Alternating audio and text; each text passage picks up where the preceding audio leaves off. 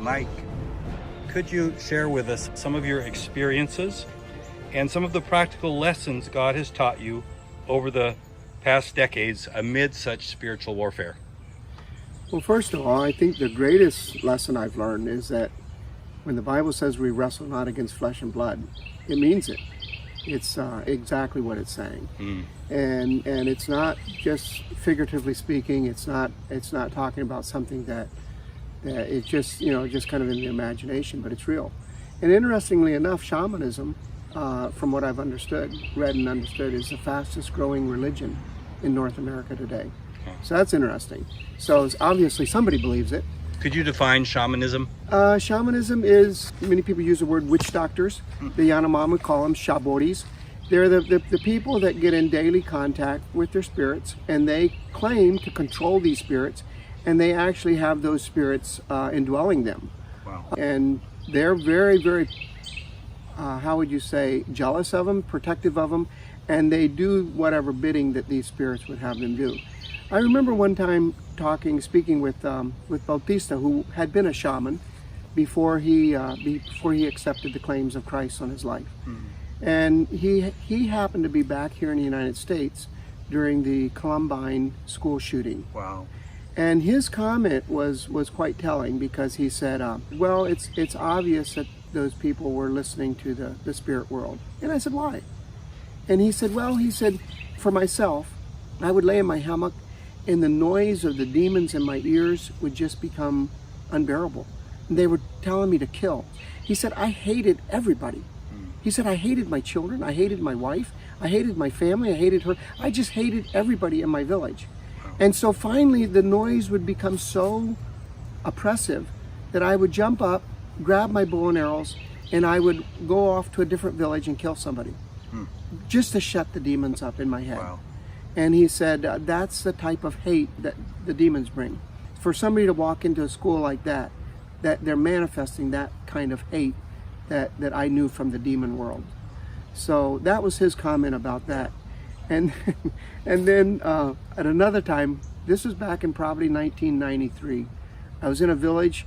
It took us about, I forget exactly, around 4 or 5 days to get to this village. And we got there, and this old witch doctor I was speaking with, he made a comment. He said, oh, I know you. And I said, no, Schwabe, which is a polite term for somebody, an older gentleman. It actually means uncle or father-in-law, but it's just a polite way of addressing an older man. So I said, no, Schwabe, you don't know me. I said, I've never been here before. This is my first time in your village. He said, no, I saw you in your village. And I said, I kind of laughed. And I said, Schwabe, you've never been to my village, or I would know it. I would recognize you. But I said, furthermore, I said, it took us a long days with a big outboard motor. I said, if you were to walk through the jungle or paddle in a canoe to get to my village, it would take you literally weeks of travel to get to my village. No, you've never been to my village. And he kind of smiled a little bit, and he said, well, I didn't go physically. He said, but I saw you in your village. I lemoed against you, he told me. And that's a word they use in warfare, when it means somebody lies in wait, lies in ambush against somebody. Wow. He said, I lemoed against you. And he said, I watched you. And remember, this is a guy way back in the backside of nowhere. I was one of the few white persons that he'd ever seen. He'd never ever seen any modern technology at all, other than the outboard motor that we had, and the machetes and axes and shotgun. But he said, I watched you in your house, and you were staring into this, and he kind of went his hands like this, indicating a square. He said, you were staring at this like this, and he said there was a light coming out of it, and your fingers were going just like this. And I realized he was describing me working on my computer at night. And so that was an eye-opener. Yes. And many different times we were told, you have a spirit in you that our demons hate. Our hekura hate your spirit. And we know who it's from. It's the enemy God. And we know that. And so to them, it's very real. Very real. And I don't know, if I have time, the Yanomami have such an incredible description of heaven that their witch doctors can tell. They'll talk about the streets of gold. They don't call them streets. They say the paths are very wide. And I was wearing a large golden high school ring. And the guy said, and he kind of flipped my ring, and he said, they're just this color right here. Wow. And he said, there's a body of water there that if you could but dip your hands in it and put it up to your mouth, you would never die. And he said, it's just so clean. It's like there's no water there at all. It's just crystal clear. And he said, we're this supreme being. And that's what they call him, Yaipara, yes. which means the supreme being. Where this supreme being lives, and to the Yanomami, he's known as Yaiwano Naburewa, the enemy God. He said, where he lives, where he sits, it's a high place that he sits in. And there's a Waikoya Noneshi, a rainbow, all around this throne, this high place. They don't call it a throne, but this high place where this supreme being sits. And there's beings that do nothing but sing. And they say, we hate to hear it. And they cover their ears. They say, we hate to hear it. And they say, but we can only see it from far away. We can't get close. And I remember the first time one of the guys told me that, I could just detect the sadness in his eyes, you know. And I said, why? Why can't you get closer? And he got a faraway look in his eyes, and he said, the light is just too unapproachable. Wow. And I thought, wow. And you know, because we're told in Timothy that God alone is holy and dwells in unapproachable light. And they knew that. And one old Shabori, witch doctor, even described to me stones of fire in heaven. Wow. And I'm thinking, no, you're confused. You're talking about hell now. You know, you've gone from heaven to hell. Because in my heaven, I didn't have any stones of fire. You know, I knew the streets of gold and the crystal sea and the high throne and the rainbow around the throne and the singing angels, but stones of fire, no, not in my heaven, not in my heaven. But imagine my surprise when months or even possibly years later, I'm reading in Ezekiel chapter 28, and it says Lucifer walked between the stones of fire into the presence of the Almighty. That old witch doctor knew more about my heaven than I did. So I've often quoted that to people that say, what gives you the right to take a Western god to the Yanomami? They have their own religion. They're happy. Leave them alone. And I say, those guys know more about my heaven than I do. And I'll tell them what that witch doctor said. So yeah, they have an incredible knowledge. But one thing they don't know, they believe that this God is their enemy. They do not know of him as a God of love. Yes. And they don't know that God so loved the world that he gave his only begotten Son, that whosoever should believe in him should not perish, but have everlasting life. And that's what we're there to tell them. That's the key. You know, it's amazing. The very word demons means knowing ones. And yeah, that's interesting, the meaning. And here you have what you just described, these demonic forces in heavenly places. They're describing to you what we have revealed in the Holy Scriptures. But the Yanomami people, these witch doctors, these shamans, have never read those scriptures, and yet they're describing it to you. Right. Amazing. Right. Yeah, it is. It is quite amazing.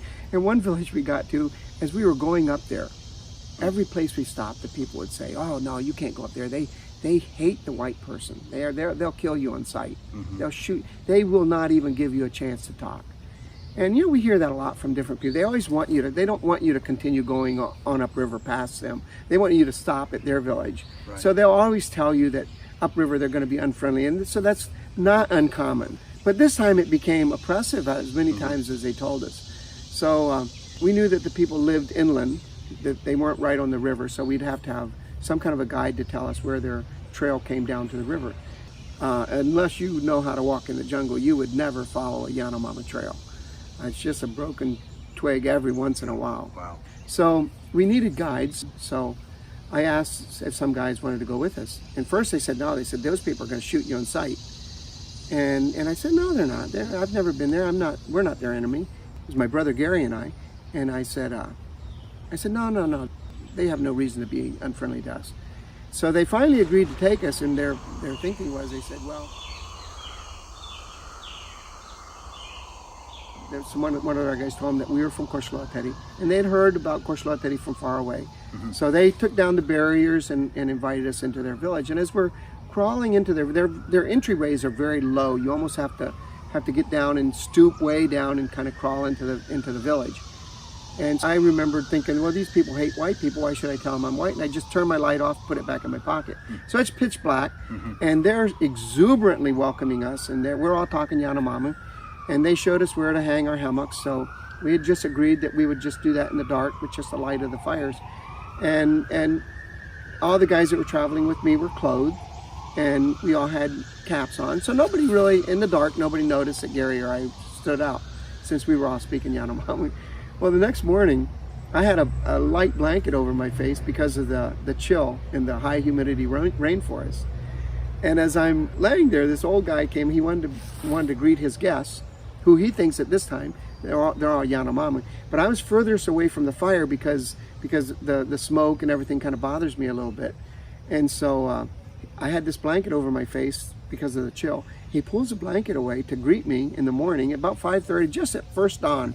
And all of a sudden, he starts shrieking at the top of his lungs because he recognized I was white. And he says, "Arm yourselves, we're surrounded by white people," you know. And boy, I tell you, people came running from all around that whole Shabano, just with their bows and arrows and war clubs and axes and machetes. I mean, there were, I don't know, probably 50, 75 men running at us from all around this big, huge circle with their war clubs. And one of our guys jumps out in front of me and he starts waving his arms. He says, no, he's not a white person. And I'm thinking, boy, this is going to be good. And he says his mother put clothes on him when he was just a little baby and his skin turned white and stayed like that.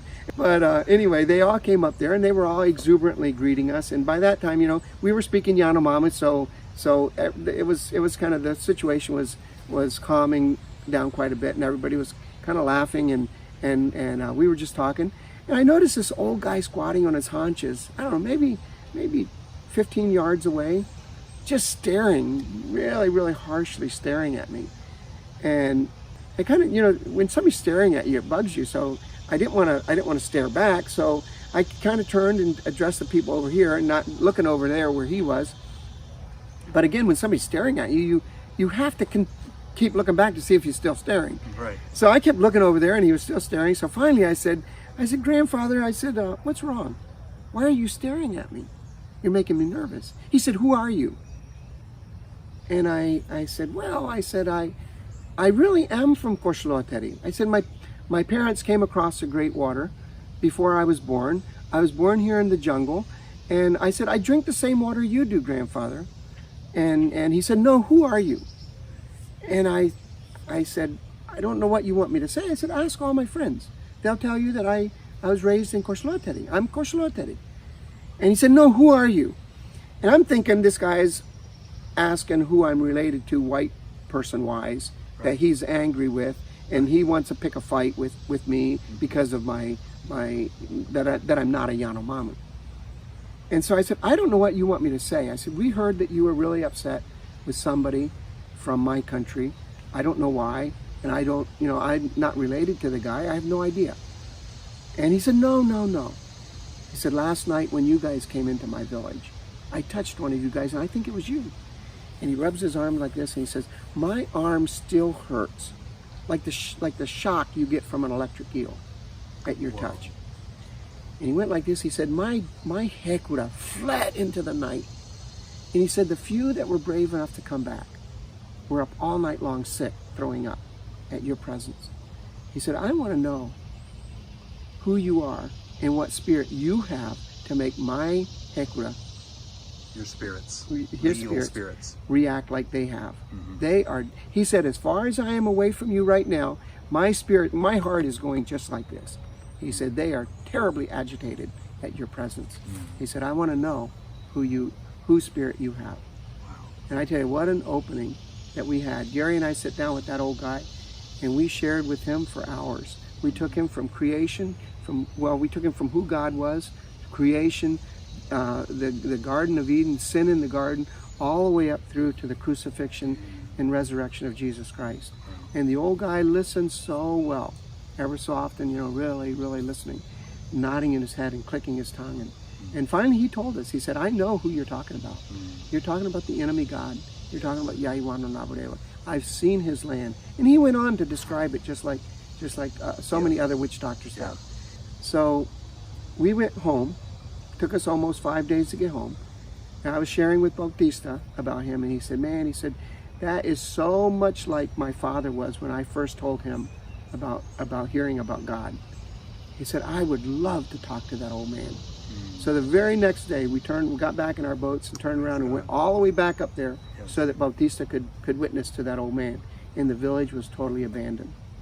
Over the next 3 to 5 years, we made many trips up there so that Bautista could try to speak with that old guy. And every time the village was very recently abandoned.